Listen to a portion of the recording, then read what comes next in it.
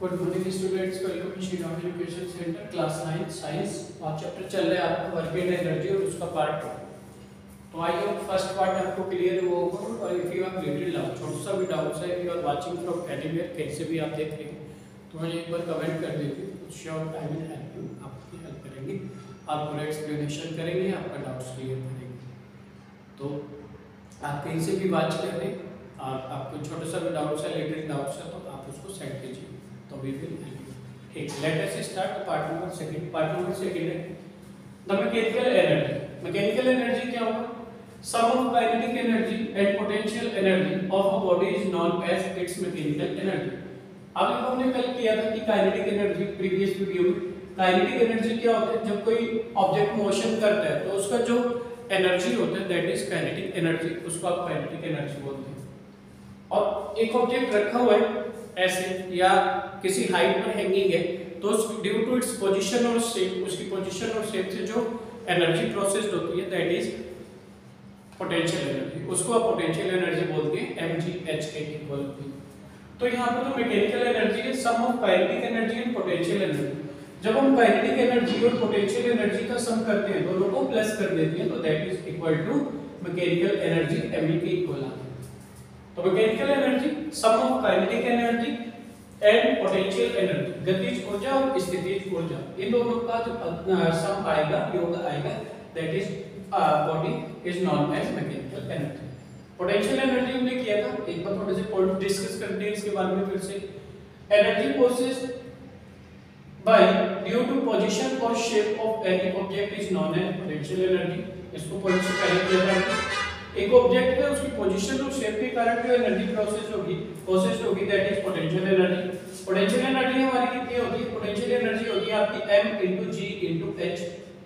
अगर एक ऑब्जेक्ट का मास है 10 kg, ये 20 मीटर की हाइट पर रखा हुआ है, तो आप m * g की वैल्यू 20 से मल्टीप्लाई करेंगे तो उसको पोटेंशियल एनर्जी निकल जाएगी। तो potential energy, factor affecting potential energy MCQs में बहुत आती है, तो इसको कॉन्सेप्ट को कंसंट्रेट करेंगे कि कौन से फैक्टर हैं which affect the potential energy, जो हमारी पोटेंशियल एनर्जी को अफेक्ट कर सकते हैं। नंबर फर्स्ट देखो, पोटेंशियल एनर्जी हमारा कैसे निकालते हैं? पोटेंशियल एनर्जी आप निकालते हो m * g * h। Suppose g की वैल्यू 10 है, h की मल्टीप्लाई 2 है, m मेरा है 4, तो आप क्या करोगे? 4 × 10 = 40, 42 × 80। मेरे पास 80 आ गया, एनर्जी है तो जूल में आएगा। अब मैंने मास को बढ़ा दिया, 4 को यहाँ पर 8 कर दिया, अब कितना हो जाएगा? 8 × 10 = 80, 82 × 160। तो जैसे जैसे मास की वैल्यू बढ़ा रहे हैं, पोटेंशियल एनर्जी का आंसर ज्यादा आ रहा है। इसका मतलब क्या है? इस रिलेशन को डायरेक्टली प्रोपोर्शनल बोलते हैं। Potential energy is directly proportional to m। जितना हम m को बढ़ा रहे हैं, जितना m को इंक्रीज कर रहे हैं, आपकी potential energy also increase, potential energy भी इंक्रीज होती है। तो एमसीक्यूज आते जो फैक्टर अफेक्ट करते हैं पोटेंशियल एनर्जी को, potential energy directly proportional to m की होती है। डायरेक्टली प्रोपोर्शनल का मतलब है जब एक वैल्यू दूसरे पर डिपेंड होती है, एक वैल्यू को इंक्रीज करते हैं, दूसरी भी इंक्रीज हो रही है।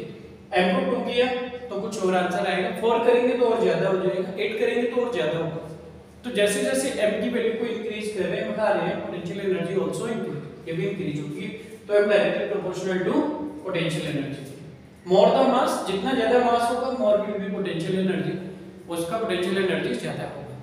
अब सपोज इसका मास ग्राम में, इस फोन का मास और ज्यादा है, या और हैवी चीज लेते हैं, कोई ये बॉक्स ले लिया आपने, ये लैंप ले लिया, सपोज इसका मास और ज्यादा है, तो इसकी कंपेयर में इसका पोटेंशियल एनर्जी ज्यादा होगा बिकॉज ये थोड़ा हैवी है इसके वेट की कंपेयर में।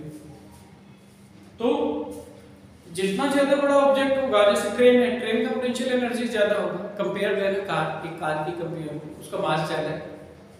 तो मोर द मास, जितना ज्यादा मास होगा more will be potential energy. Height above the ground, दूसरा जितना हाइट ज्यादा होगा potential energy directly proportional to h, आपको potential energy directly proportional to h2। जितना ज्यादा हाइट होगी उतना ज्यादा पोटेंशियल एनर्जी होगा। अगर h यहां पर 2 है तो पोटेंशियल एनर्जी 160 आएगा, मैंने h को 4 कर दिया, तो अब कितना होगा? 8 × 10 = 80, 80 × 4 = 320, तो एनर्जी आएगी आपकी 320, और ज्यादा हो गया। मैं इस 4 को 8 कर देता हूं तो potential energy will be increase, answer और ज्यादा होगा। तो जैसे जैसे आप h की वैल्यू को इंक्रीज करनी है, आंसर इज आल्सो इंक्रीजिंग, हमारा आंसर भी इंक्रीज होगा। तो जितनी ज्यादा एनर्जी इंक्रीज होती है, जितना ज्यादा हाइट इंक्रीज होगा, उतना ज्यादा आपका पोटेंशियल एनर्जी आएगा। तो we can see potential energy also directly proportional to h। Directly proportional का मींस आई होप क्लियर हुआ होगा, जितना ज्यादा एक वैल्यू को बढ़ाते हैं दूसरी भी उस इंक्रीज होती है, उसको डायरेक्टली प्रोपोर्शनल बोलते हैं। डायरेक्टली प्रोपोर्शनल अगर मैं x = y लिखता हूं, y 2 है तो x अपने आप 2 हो जाएगा, y 4 है तो x 4 हो जाएगा, y 6 है तो x 6 होगा, y को -10 करते हैं तो x भी -10, इसको इंक्रीज कर रहे हो तो ये ऑटोमेटिक इंक्रीज होगी, तो इसको डायरेक्टली प्रोपोर्शनल बोला जाता है। तो potential energy directly proportional to h होती है, क्योंकि पोटेंशियल एनर्जी का तो फार्मूला ही आपके पास ये है ना, m × g × h। इससे हम साइन पोटेंशियल एनर्जी कैलकुलेट करते हैं, और जैसे जैसे आप हाइट इंक्रीज कर रहे हैं हमारा पोटेंशियल एनर्जी आल्सो इंक्रीज, हमारा पोटेंशियल एनर्जी का वैल्यू भी यहां पर इंक्रीज होगा। नेक्स्ट पॉइंट क्लियर हुआ? तो potential energy directly proportional to m होता है, potential energy directly proportional to h होता है। Change in shape, greater the stretching, twisting और bending, more will be potential energy. Suppose मेरे पास एक बॉल है, धनुष देखा आपने, धनुष बाण पुराने लोग चलाते थे। जब आप उसको स्ट्रेच करेंगे, अभी जब मेरे पास कैसी शेप होती है उसकी, ऐसी सी जैसी शेप होगी, और यहाँ पर आपके पास ऐसे डोरी लगी होगी, स्प्रिंग लगी होगी, यहाँ पर आप उसमें बांध लगा के इसको जब हम खींचेंगे, अभी ये वाली कंडीशन कौन सी बनेगी, इसकी पोजीशन के कारण पोटेंशियल एनर्जी बनेगी। हमने इसको स्ट्रेच किया और छोड़ दिया, तो जब ये मोशन करेगा ड्यू टू इट्स मोशन, उसकी मोशन के कारण जो एनर्जी प्रोसेस्ड होती है वो आपकी काइनेटिक एनर्जी होती है। तो यहाँ पर अभी जो एनर्जी है, जितना हम स्ट्रेच करेंगे इसको, उतना ज्यादा इसका पोटेंशियल एनर्जी होगा। तो more will be bending, more will be stretching और twisting, that is potential energy greater होगी, उसकी एनर्जी ग्रेटर होगी। ट्रांसफॉर्मेशन ऑफ एनर्जी, देखो एनर्जी का एक रूल तो मैंने स्टार्टिंग में बताया था फर्स्ट वाले पार्ट में, कि वंस एनर्जी इज प्रोड्यूस्ड, एक बार एनर्जी प्रोड्यूस हो गई, it can not be destroy, वो डिस्ट्रॉय नहीं होती, but it can B transfer into another form, हम उसको दूसरी फॉर्म में ट्रांसफर कर सकते हैं। एनर्जी कंजर्वेशन का रूल है, वंस एनर्जी इज प्रोड्यूस्ड, एक बार एनर्जी प्रोड्यूस्ड हो गई, it can not be destroy, destroy नहीं हो सकती, but it can B transfer into another form, ये दूसरी फॉर्म में ट्रांसफर हो सकती है। एग्जांपल के लिए मैं बहुत सारे एग्जांपल दिए थे, अभी जैसे वाटर जहां पर डैम होते हैं इलेक्ट्रिसिटी बनती है, हमारी कंट्री में तो हाइड्रो पावर है, तो पानी से ही बनती है सारी इलेक्ट्रिसिटी मोस्टली। तो यहाँ पर क्या होता है, डैम मतलब दो साइड माउंटेन हो गए, एक साइड वॉल है, यहाँ पर पानी कलेक्ट किया, ये टरबाइन मशीन आपकी फैन जैसी होगी, जब पानी इसके ऊपर गिरेगा वो बहुत नीचे गहराई में डेप्थ में एक टरबाइन मतलब फैन जैसी स्ट्रक्चर लगी होगी, जब पानी इसके ऊपर गिरता है तो ये घूमना स्टार्ट करता है, इसके घूमने से काइनेटिक एनर्जी प्रोड्यूस होती है, जिसको इलेक्ट्रिकल एनर्जी में कन्वर्ट कर लिया जाता है, क्योंकि एनर्जी का रूल ही है कि once energy is produced it can be convert into another form, वो कन्वर्ट हो सकती है दूसरी फॉर्म में, बट डिस्ट्रॉय नहीं होगी। काइनेटिक एनर्जी प्रोड्यूस होगी, वो हमारे यूज की नहीं थी, हमने उसको इलेक्ट्रिकल एनर्जी में कन्वर्ट कर दिया। इलेक्ट्रिकल एनर्जी ही इलेक्ट्रिक पावर की टर्म में आपके घरों तक पहुंचती है। तो ट्रांसफॉर्मेशन ऑफ एनर्जी होता है, change in one form of energy into another form is known as transformation of energy. और देखते हैं जब एनर्जी एक फॉर्म से दूसरी फॉर्म में चेंज होती है उसको ट्रांसफॉर्मेशन ऑफ एनर्जी बोलते हैं। और एग्जांपल चेक करते हैं, हमने फैन को ऑन किया, फैन इज रोटेटिंग, घूम रहा है, एक घंटे बाद 2 घंटे बाद फैन गर्म हो जाता है, क्यों होता है? जब फैन घूमता है तो कोई चीज मोशन करती है, तो काइनेटिक एनर्जी का डेफिनेशन आपने पढ़ा कि जब कोई चीज मोशन करती है तो काइनेटिक एनर्जी प्रोड्यूस होती है, तो उस फैन में जो एनर्जी प्रोड्यूस हो रही है काइनेटिक एनर्जी प्रोड्यूस हो रही है। धीरे धीरे वो एनर्जी आपकी काइनेटिक एनर्जी हीट एनर्जी में कन्वर्ट हो जाती है, तो पंखा गर्म होना स्टार्ट हो जाता है, क्योंकि रूल है एनर्जी का, energy is produced, it can not be destroyed, destroy तो होती नहीं है, but it can be transferred into another form, वो दूसरी फॉर्म में ट्रांसफर हो जाती है। तो यही आपका ट्रांसफॉर्मेशन ऑफ एनर्जी होते हैं, change in one form of energy into another form is known as transformation of energy, उसी को आप ट्रांसफॉर्मेशन ऑफ एनर्जी बोलते हैं। Next, law of conservation of energy. Law of conservation of energy क्या बोलते हैं? एनर्जी हमेशा कंजर्व रहती है, जितना आपका ट्रांसफॉर्मेशन ऑफ एनर्जी हुआ होगा, मतलब एक फॉर्म से दूसरी फॉर्म में वो हमेशा हमारा कांस्टेंट रहता है एक उसमें। इसमें एक कॉन्सेप्ट ये भी है कि कुछ एनर्जी हमारी यूज जरूर होती है सिस्टम से, मतलब कुछ एनर्जी सिस्टम भी यूज कर लेते हैं। सपोज मेरे पास एक गिलास है, गिलास के अंदर आपने टी डाली गर्म, तो उस सारी की सारी टी मतलब उसकी जो हीट है, हीट भी तो एनर्जी की टर्म है, उसकी जो एनर्जी वो कुछ ना कुछ गिलास भी गर्म हो जाता है, इसका मतलब गिलास ने भी कुछ ना कुछ एनर्जी को कंज्यूम किया होगा। तो सिस्टम कुछ ना कुछ एनर्जी को कंज्यूम कर लेता है, बट आफ्टर इट हमारी एनर्जी हमेशा कंजर्व रहता है। कंजर्व मतलब उतना ही रहेगा। सपोज मैंने इस पेन को h हाइट पर हैंग करके रखा है ऐसे, तो अभी इसकी पोजीशन से ड्यू टू इट्स पोजीशन इसकी जो एनर्जी होगी वो क्या होगी, पोटेंशियल एनर्जी, क्योंकि ड्यू टू पोजीशन और शेप और साइज की वजह से जो एनर्जी प्रोड्यूस होती है वो पोटेंशियल एनर्जी होती है। h हाइट पर है, m इसका मास है और g की वैल्यू 10 या 9.8 है, तो m * g * h से हम इसका पोटेंशियल एनर्जी निकाल लेते हैं। जब मैंने इसको छोड़ दिया यहाँ से तो ये इस टाइप से आएगा नीचे।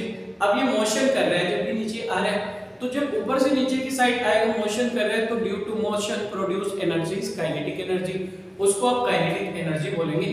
तो होगा क्या, सपोज यहाँ पर 10 जूल की पोटेंशियल एनर्जी थी इसकी पोजीशन के कारण, due to its position, now it is coming, जब मैंने रिलीज कर दिया नीचे, और मोशन जब करेगा तो काइनेटिक एनर्जी प्रोड्यूस होगी, तो इसकी जो पोटेंशियल एनर्जी है वो काइनेटिक एनर्जी में कन्वर्ट होना स्टार्ट हो जाएगी। तो सारी की सारी connect potential energy, suppose 10 joule की पोटेंशियल एनर्जी थी वो काइनेटिक एनर्जी में कन्वर्ट हो गई, और जब ये अर्थ पर आया फिर से रुकी, फिर से ड्यू टू इट्स पोजीशन इसकी जो एनर्जी होगी वो पोटेंशियल एनर्जी जितनी स्टार्टिंग में थी उसके इक्वल हो जाएगी। तो यहाँ पर इस सारे के सारे प्रोसेस में आपका पोटेंशियल एनर्जी हमेशा कांस्टेंट है। तो पोटेंशियल एनर्जी हमेशा कंजर्व रहेगी। अब दूसरा इसमें इफेक्ट ये भी वर्क करता है कि वो तो g हाइट थी, नीचे g अर्थ पर आ गया, तो यहाँ पर पोटेंशियल एनर्जी कैसे होगा, तो जितना आप हाइट पर जाते हैं उतना आपका एक्सीलरेशन या g की वैल्यू लेस है, जितना अर्थ के नियर आएंगे g की वैल्यू भी इंक्रीज होगी, इसलिए ये कांस्टेंट है। यहाँ पर पोटेंशियल एनर्जी या h हाइट पर पोटेंशियल एनर्जी इक्वल है, कांस्टेंट है, तो इनिशियल कांस्टेंट एनर्जी लास्ट में इक्वल होगी। तो law of conservation of energy भी यही बोलेगा, law of conservation of energy when even energy change from one form to another, the total amount of energy remain constant or it can neither be created nor be destroyed। ना तो हम उसको create कर सकते हैं ना ही आप destroy कर सकते हैं। और ऑल्दो मैंने बताया था सम एनर्जी में बी वेस्टेड और during the conservation but total energy remain same, total energy हमारी सेम ही रहती है। अब रेट ऑफ डूइंग वर्क जिसको हम पावर बोलते हैं, कि पावर क्या है, जितना किसी का कैपेसिटी होगा उतना ही ज्यादा वर्क करेगा, जितना ज्यादा पावर है उतना ही ज्यादा वर्क करेगा। तो rate of doing work power, यानी कि power is defined as rate of doing work, it is denoted by p, इसको आप p से डिनोट करते हैं, इसका जो SI यूनिट होता है वाट होता है W/T। तो power is equal to work upon time होता है, power equal work upon time और इट्स यूनिट इज वाट। एक एग्जांपल देखते हैं पावर को लेकर, अब body does 60 joule work in 5 second. एक ऑब्जेक्ट है जो 60 जूल का वर्क करता है, जूल वर्क है तो जूल में ही आएगा, तो अब body do 60 joule work in 5 second, find its power, इसकी पावर क्या है। ऐसे क्वेश्चन आपको कॉमन है, मिलते ही हैं एमसीक्यूज में, 1 मार्क्स में सॉल्व करने के लिए आते हैं, 9th क्लास के लिए इंपॉर्टेंट है। तो देखो पावर इक्वल होता है वर्क अपॉन टाइम, इन्होंने बोला बॉडी डज 60 जूल वर्क, तो वर्क की वैल्यू थी 60, आपने यहाँ 60 मेंशन कर दिया, इन 5 सेकंड तो टाइम की वैल्यू थी 5, तो 5 को 60 को 5 से डिवाइड किया, 5 × 5 = 5 × 10 12, तो पावर है तो पावर का यूनिट वाट आएगा, तो 12 वाट आएगा। तो ये आपके पास 12 वाट है। अब commercial unit of energy, energy का जो कमर्शियल यूनिट है वो क्या है। देखो पावर तो हो गया छोटी सी वैल्यू है, मैं बल्ब लाया, बल्ब के ऊपर लिखा है 60 वाट, तो उसका पावर कितना हो गया 60 वाट हो गया। 20 वाट है, 30 वाट है, तो छोटी छोटी वैल्यू है, वो सिंगल यूनिट के लिए काम करता है। जब लार्ज स्केल होता है, किसी फैक्ट्री में बहुत सारी इलेक्ट्रिसिटी प्रोड्यूस हो रही है, किसी सिटी का मुझे मेजरमेंट करना है कि यहाँ पर इस सिटी में, इस विलेज में कितनी सारी इलेक्ट्रिसिटी कंज्यूम हो रही है, वहाँ वाट में तो नहीं करेंगे, वहाँ पे किलोवाट एक बड़ी यूनिट यूज की जाती है, किलोवाट। तो जो कमर्शियल यूनिट होते हैं, कमर्शियल मतलब व्यापारिक लार्ज स्केल पर, तो कमर्शियल यूनिट जो यूज होता है दैट इज किलोवाट। मतलब एनर्जी का छोटा बल्ब, एक बल्ब की वैल्यू निकालनी है आपको, तो बोलोगे 60 वाट की बैटरी है इसकी, 60 वाट का बल्ब है, तो वो आपका वाट में आता है जब कोई छोटी यूनिट मेजर करते हैं। और जब लार्ज स्केल पर हमें देखना होता है कि इस सिटी में, इस विलेज में, इस एरिया में कितनी इलेक्ट्रिसिटी यूज हो रही है, वो आपका किलोवाट में आता है। तो joule is very small unit, so a large scale kilowatt. Kilowatt hour बोला जाता है कि एक घंटे में कितना किलोवाट यूज हुआ, बिगर यूनिट इज ये यूज होता। अब रिलेशन देखते हैं कि जूल और किलोवाट के अंदर क्या रिलेशन होते हैं। पहले यहाँ तक एक स्क्रीनशॉट ले लीजिए और इसके नेक्स्ट पार्ट में हम ये रिलेशन और इससे रिलेटेड न्यूमेरिकल चेक करते हैं। आई होप ये क्लियर हुआ होगा और छोटा सा भी कहीं पर डाउट्स है तो अनडाउटली आप कहीं से भी वाचिंग करें, you can comment me, I will explain it briefly, or you can direct send me message on 97583296